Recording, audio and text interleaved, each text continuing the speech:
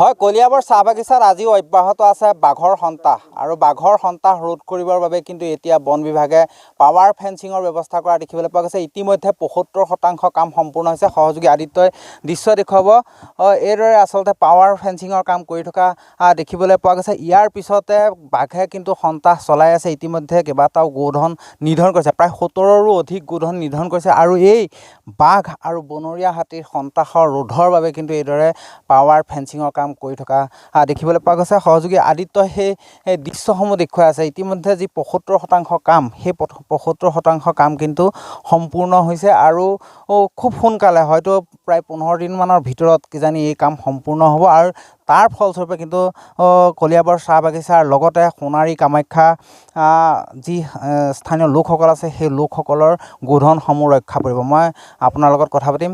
যিহেতু পাৱাৰ ফেন্সিঙৰ কাম চলি আছে, কিমান দিনৰ ভিতৰত সম্পূৰ্ণ হোৱাৰ আশা আছে আৰু কিমান কাম সম্পূৰ্ণ হৈছে? এইটো প্ৰায় ৭৫% কাম আগবাঢ়িছে আমাৰ আৰু 15-20 দিনৰ ভিতৰত কামটো সম্পূৰ্ণ হোৱাৰ আশা আছে। আৰু দেখা পোৱা গৈছে বাঘে কিন্তু দৈনিক গোধন ভক্ষণ কৰিয়ে আছে। হয়, বাঘ মানে কিছুদিন নাছিলে আচলতে, আজি ঘপককৈ ওলাই আমাৰ পাৱাৰ ফেন্সিং মানে দি থকা মানুহখিনিয়ে দেখা পাই আমাক খবৰ দিলে। আমি আহি আমি বাঘটো দেখা পালোঁ আৰু গোধন এটা নিধন কৰাও দেখালোঁ। সৰু পোৱালি এটা নিধন কৰিছে।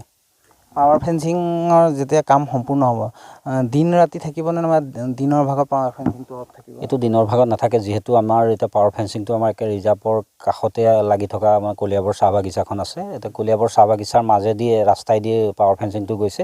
এইটো দিনৰ ভাগত দিয়া নহ'ব, সন্ধিয়া 5 বজাৰ পৰা ৰাতিপুৱা 5 বজালৈকে দিয়া হ'ব। পাৱাৰ ফেন্সিং হ'লে কোন কোন গাঁৱৰ ৰাইজ উপকৃত হ'ব বিশেষকৈ? এইটো কলিয়াবৰৰ দাঁতিকাষৰীয়া, বিশেষকৈ কামাখ্যা মানে আৰু শিলঘাট কামাখ্যা ৰিজাৰ্ভ ফৰেষ্টৰ দাঁতিকাষৰীয়া যিখিনি গাঁও আছে, সকলো গাঁৱেই মানে জীৱকুলৰ পৰা পৰিত্ৰাণ পাব, বিশেষকৈ বনৰীয়া জীৱৰ পৰা।